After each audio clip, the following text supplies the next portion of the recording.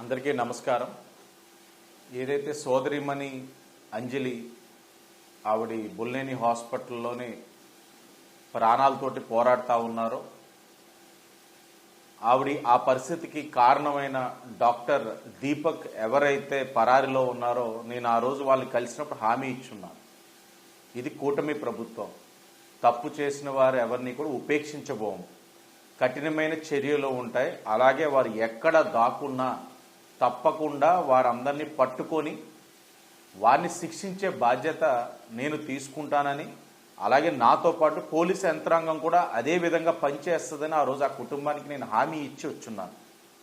ఈరోజు ఉదయం 7 గంటకి డాక్టర్ దీపక్ని పోలీసు వారు రాజమహేంద్రవరం ప్రకాష్ నగర్ స్టేషన్ ఆఫీసర్ పట్టుకోవడం, అతన్ని ఇప్పుడు అరెస్ట్ చూపించడం కూడా జరుగుతూ ఉంది. నేను ఆ రోజు చెప్పున్నాను ఒకటే, ఏంటంటే ఆ కుటుంబం బాధలో ఉంది. ఒకటి సోదరిమణి ఆవేశంతో, ఆ రోజు బాధతోటి, ఆ అవమానంతో ఒక నిర్ణయం తీసుకొని ఉన్నారు.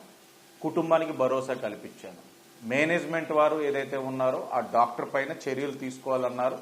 మేనేజ్మెంట్ తరపు నుంచి ఆ హాస్పిటల్ నుంచి ఆయన సస్పెండ్ కూడా చేయించడం జరిగింది.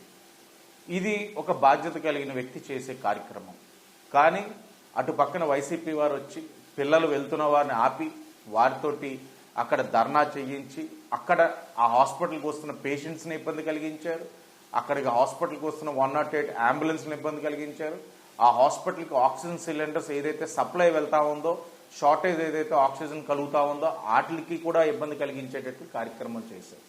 తప్పు లేదు, మన తాలూకు ఆవేదన వ్యక్తం చేయొచ్చు, కానీ వ్యక్తం చేసే విధానం ఉంటుంది. నేను ఆ రోజు చెప్తా ఉన్నాను, ఈ రోజు చెప్తా ఉన్నాను. ఎవరికైనా సరే ఏదైనా ఇబ్బంది ఉండి మీ ఆవేదన వ్యక్తం చేయాలనుకుంటే చేసే విధానం ఉంటుంది. ఆ విధానంతో సమస్యకి పరిష్కారం రావాలి. మేము పరిష్కారం తీసుకొస్తామన్నాం. 2 రోజుల్లో కారణమైన వాడిని అరెస్ట్ చేశాం. చట్టపరంగా ఏం చర్యలు తీసుకోవాలి అతని మీద చర్యలు కూడా తీసుకుంటాం. ఓ శాసనసభ్యుడిగా నేను హామీ ఇచ్చున్నాను, హామీని నెరవేర్చుకున్నాను.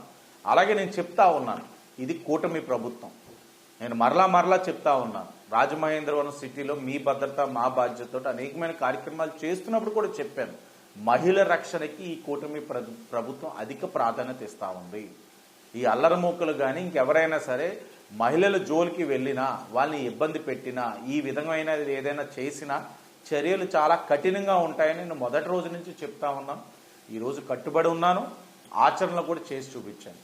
చివరిగా ఒకటే, మీ 2 చేతులు జోడించి విజ్ఞప్తి చేస్తా ఉన్నాను. రాజమహేంద్రవరం ఎవరైనా సరే